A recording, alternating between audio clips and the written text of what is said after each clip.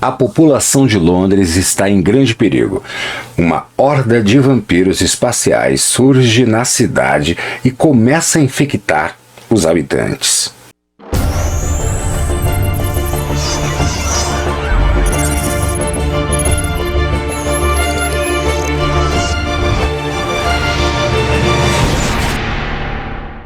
Quando uma nave imensa é avistada na cauda do cometa Halley, astronautas se deparam com 3 corpos em animação suspensa, aos quais levam para a Terra.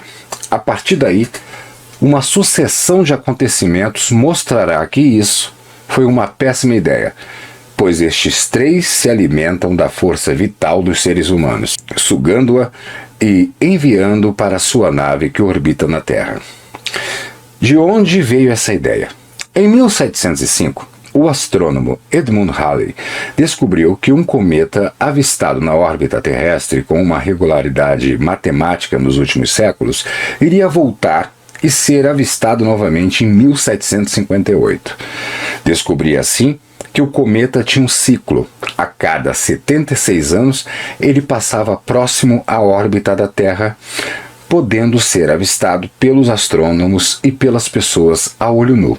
Isso havia acontecido com registros nos anos de 1531, 1607, 1682 e 1758. Infelizmente, esta última passagem foi anos após a morte do seu descobridor. Entretanto, em homenagem à memória do astrônomo, o corpo celeste foi batizado de Cometa Halley.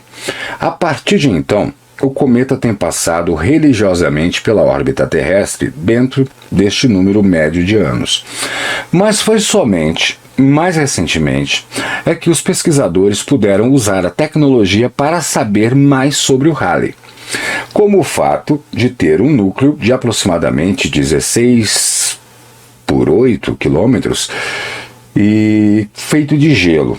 A última oportunidade em que ele passou pela órbita da Terra foi no ano de 1986. Na véspera desta data, o mundo entrou em alvoroço. Afinal, ainda existiam os supersticiosos que acreditavam que o cometa era um símbolo de mau agouro. Por outro lado, empresas de todos os gêneros aproveitaram a data única, que só se repetia em outro, e iria repetir novamente 76 anos depois, para levantarem uma grana. Quem viveu neste período certamente se lembra da overdose de produtos com a grife Halley. Criaram até a família Halley, uns exploradores espaciais que viviam no cometa e que viraram desenho animado. Revista em quadrinhos e álbum de figurinhas. Havia todo tipo de produto, camisetas, discos, pôsteres, lunetas espaciais, eu sonhava em ter uma, não pude, e outras porcarias, porque qualquer tralha com a grife Halley vendia. Quando chegou o momento de ver o cometa, foi aquela decepção. Ele passou muito distante, talvez assustado, ou até com vergonha alheia, né? Com tanta atenção, e mal pôde ser visto. Transformou-se, assim, um dos fiascos dos anos 1980. Eu lembro, inclusive, que foi uma das decepções da minha infância, pois meus pais falavam tanto no Cometa Halley que eu criei uma expectativa enorme, como a maior parte dos seres humanos. Sem, entretanto, ver nada ao chegar na hora H. Na hora H, no dia D, não aconteceu. E agora, ele só volta a passar perto da Terra no longínquo ano de 2061, quando esse canal certamente ainda estará por aqui, mas eu acredito que não. Eu não vou estar mais aqui, não. Mas teve um outro produto, e é isso que a gente vai falar aqui no Filmes e Séries, que pegou carona no fenômeno Halley para tentar faturar. Este produto foi o filme Life Force, Força Vital, batizado no Brasil como Força Sinistra, e que foi realizado em 1985, um ano antes da passagem do cometa, numa sensacionalista jogada de marketing. Acontece que a trama do filme mostra vampiros espaciais cuja nave está escondida no cometa. O roteiro foi baseado em um livro chamado Vampiros do Espaço, de Colin Wilson, lançado em 1976. O resultado é esquisito. claro que visto hoje, 20 anos depois. Força Sinistra parece um tanto estigmatizado pela data, pela época. Não em seus efeitos, mas na temática, até porque o Halley não passou tão perto da Terra quanto o filme representa. E desde a sua estreia, a obra divide opiniões, colecionando críticos e fãs. Eu sou um crítico ferrenho do filme. Sempre amei as duas versões. Eu vou falar sobre elas daqui a pouco, né? E revejo sempre. Inclusive eu tenho o DVD e tenho o Blu-ray. No fim, é uma espécie de guilty pleasure. Até porque eu vi na infância e ele sempre me traz boas recordações. Eu tive a chance de vê-lo novamente, né? Agora, porque eu comprei o DVD, já tinha um tempo, e o Blu-ray, porque ele não saiu nos cinemas. Por volta de 1988, no auge das fitas piratas, algumas locadoras tinham, e você conseguia encontrar, e saiu com o título de Vampiros do Espaço. O filme jamais foi lançado em vídeo oficial no Brasil em VHS, saindo apenas, como eu já disse para vocês, em DVD há alguns anos. Agora, recentemente, em Blu-ray, e a qualidade está ótima. Entre os detratores da obra está o autor do livro, que inspirou o roteiro, o próprio Colin Wilson. Perguntado em certa ocasião sobre o filme, Wilson não perdoou. Abre aspas, para mim é o pior filme de todos os tempos, fecha aspas. Outros que não gostam muito do resultado foram os produtores Yoram Grobles e Menahem Golan, os cabeças por trás da produtora classe B, a Cannon Pictures. Força Sinistra foi o filme mais caro que eles produziram, é uma superprodução. E o resultado foi um fracasso de bilheteria que ajudou a falir de vez a Cannon, fazendo-a desaparecer do mapa poucos anos depois, certamente ainda com muitas contas para pagar. Imagine que eles estavam acostumados a produzir aventuras de Chuck Norris, Charles Bronson e uma mixaria e de repente enlouqueceram e resolveram torrar 25 milhões de dólares. Exatamente. Para padrões da época e da própria produtora, e até mesmo para padrões atuais, é um filme de alto orçamento. 25 milhões de dólares. Os caras faziam um filme tipo Golem, Globus, American Ninja, Aventura de Michael Dudkoff, fazia aqueles filmes de kickboxer, né? Então por aí vocês conseguem ter uma ideia que 25 milhões de dólares foi um salto e tanto, né? A Cannon também caprichou muito nos bastidores do filme. Chamaram Dan O'Bannon, o bem-sucedido roteirista de Alien, para reescrever o roteiro de Luigi Cosi. Contrataram Henry McKinney para orquestrar a trilha sonora e o especialista John Dykstra para fazer os milagrosos efeitos especiais. Sempre é bom lembrar que ele ganhou o Oscar pelos efeitos de Star Wars em 1977. Em suma, a Cannon contava simplesmente com o filé mignon da época, tanto que durante muitos anos os efeitos especiais de Força Sinistra figuraram entre o de melhor, mais moderno que já havia sido feito na história do cinema. Isso antes da computação gráfica tomar conta de tudo. O filme na época foi considerado assim o ápice dos efeitos especiais. Como coautor do roteiro entrou ainda Don Jacob, camarada de O'Bannon, que entre seus créditos mais famosos está no roteiro de Desejo de Matar 3. Envergonhado, Jacob assinou como o pseudônimo de Michael Edmonds. Todas as peças estavam no lugar e era só começar o jogo, ou melhor, a rodagem do filme. Com uma equipe tão talentosa, certamente um sucesso do cinema estava para nascer. Um novo clássico do gênero iria surgir. E com certeza ele é um clássico até hoje. Agora imagine a ducha de água fria que os pobres produtores levaram quando o tão badalado Força Sinistra finalmente estreou nos Estados Unidos em junho de 1985, em mais de 1.500 salas. Sabe o que foi pior?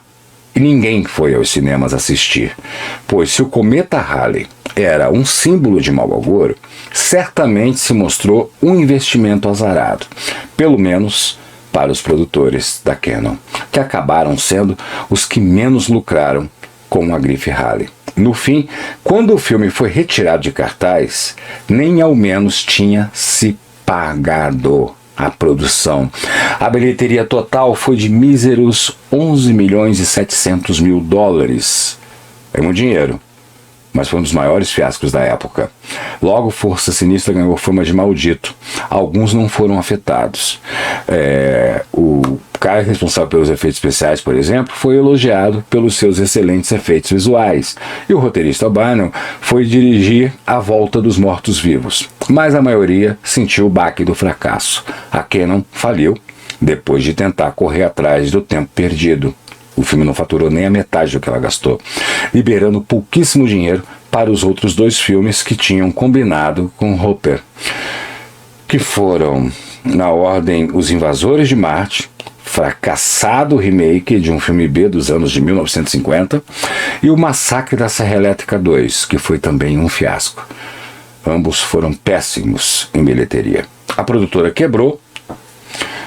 Tobe Hooper, o diretor, também viu sua influência em Hollywood simplesmente desaparecer da noite para o dia, tanto que Força Sinistra foi uma superprodução que não deu certo e queimou o filme dele. Ele nunca mais trabalhou com um orçamento tão grande e nem com uma produção tão caprichada, perdendo-se em filmes baratos direto para o mercado de vídeo.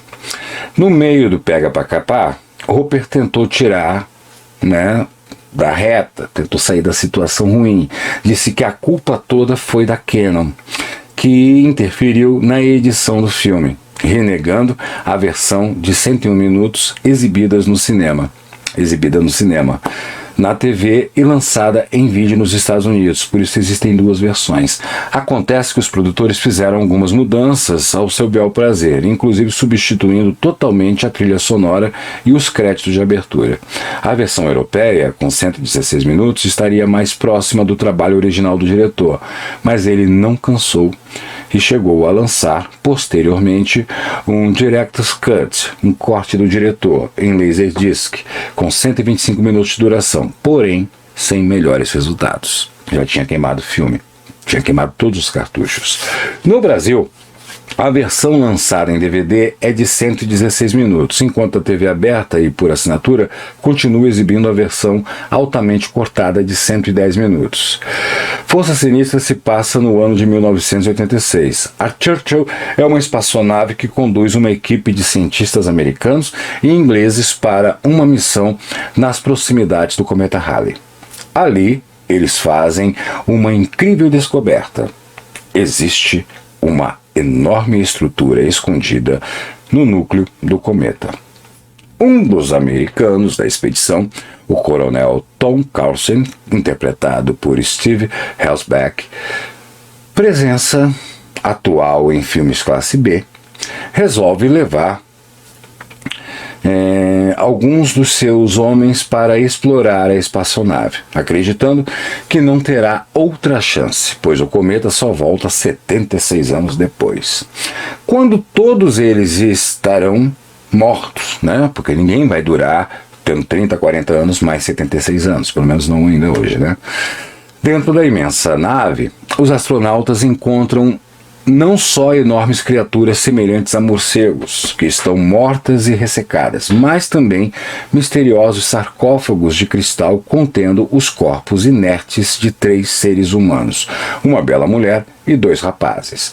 Fascinados com a descoberta, os pesquisadores levam os 3 sarcófagos a bordo da nave, assim como um dos cadáveres ressecados da criatura morcego.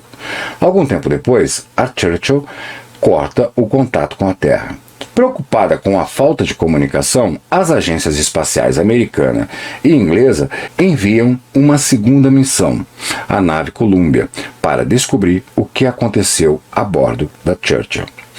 Quando os astronautas entram na nave fantasma, descobrem que ela foi destruída por um incêndio e todos os seus tripulantes morreram. Somente os 3 sarcófagos estão intactos no compartimento de carga, sendo finalmente levados até a Terra. Na sede do Centro de Pesquisas Espaciais em Londres, especialistas discutem o que fazer.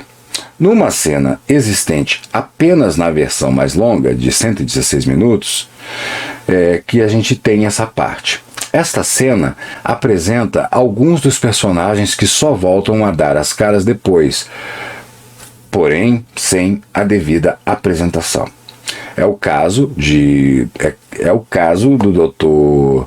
Buskovsky, Michael Gottger, que se enforcou alguns anos depois, e do cientista Dr. Hans Fallada, Frank Fallada, que depois trabalhou na tralha espanhola chamada Mansão Macabra, de J.P. Simon, antes de voltar aos bons filmes como O Pianista, de Roman Polanski.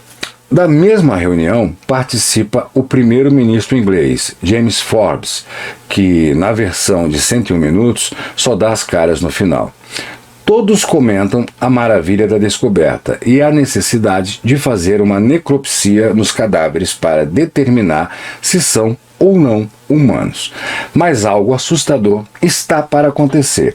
No laboratório, onde os corpos estão aguardando pela pesquisa, um dos guardas de segurança é atraído até o corpo rígido da garota, que é interpretada pela bela atriz francesa Mathilda May. Então, no que inicialmente parece um beijo apaixonado, a moça revela sua verdadeira natureza.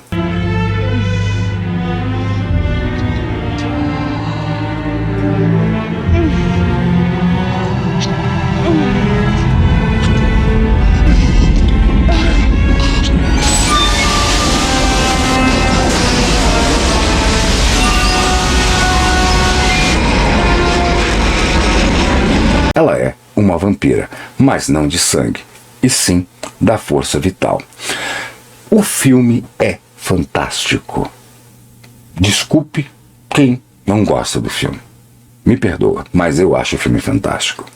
Apesar da nudez constante de Mathilda May, que é um dos pontos fortes do filme esteticamente falando, porque ela tinha na época 19 anos de idade e até hoje é uma mulher belíssima.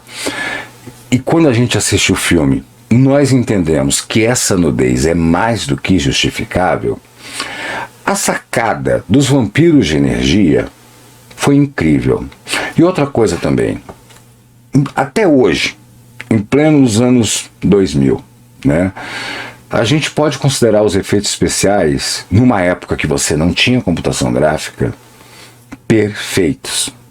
Eu sou fã de carteirinha, assisto vez ou outra, quando eu me pego assim, me vejo assistindo o filme novamente. Eu recomendo Força Sinistra, porque na minha opinião, ele não é apenas um cult movie, ele não é apenas um filme que serve até como referência para quem quer entrar nessa pegada de ficção científica, porque ele não é um filme de terror, ele é um filme de ficção científica. Apesar da gente falar vampiro, a gente sempre relaciona aquele estigma que temos com os filmes de vampiro. Não.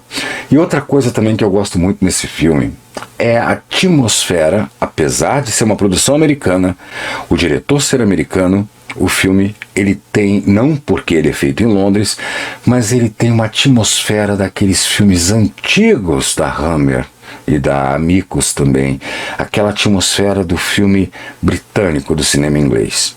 Então, eu já assisti semana passada, quando chegou o meu Blu-ray, porque eu só tinha em DVD, e vou assistir assim que eu acabar este vídeo novamente, Força Sinistra. Tem muitas curiosidades de bastidores, tá? Uma das grandes dificuldades foi encontrar uma atriz que aceitasse ficar nua no filme. Muita gente não entendia a proposta. E a Mathilda acabou aceitando, ela era bailarina, e ela acabou aceitando porque ela viu a equipe que estava envolvida e acreditou no projeto. E até hoje, ela nunca se arrependeu, porque só rendeu louros para ela numa carreira de atriz que ela trilhou depois desse filme. Tem uma situação engraçada, porque eles tentaram encontrar fizeram testes com diversas modelos e atrizes para fazer o personagem da Matilda, dessa vampira de energia do filme. E teve uma situação de um avião que eles fretaram na Alemanha com atrizes e modelos alemãs e que fizeram um verdadeiro motim. Uma encabeçou dizendo que era um absurdo, que era gratuito, que não ia ficar nua, aquela coisa toda. Resumindo, as atrizes todas que estavam no avião e modelos recusaram fazer o teste nua. Ela, que fez todo o motim, foi a única que foi fazer o teste nua. Na verdade, ela não estava preocupada com a moral de ninguém. Ela queria fazer o teste sozinha. Resultado, ela não foi aprovada e acabou que uma atriz francesa, na época não era atriz, era modelo, não falava sequer a língua inglesa. Ela decorou algumas falas para fazer o filme e você não percebe isso porque a atuação dela está perfeita. Matilda May arrebentou. E eu deixo aqui para vocês a dica de Força Sinistra. Se você não é inscrito no canal, se inscreva e ative o sino para receber todas as notificações. Forte abraço.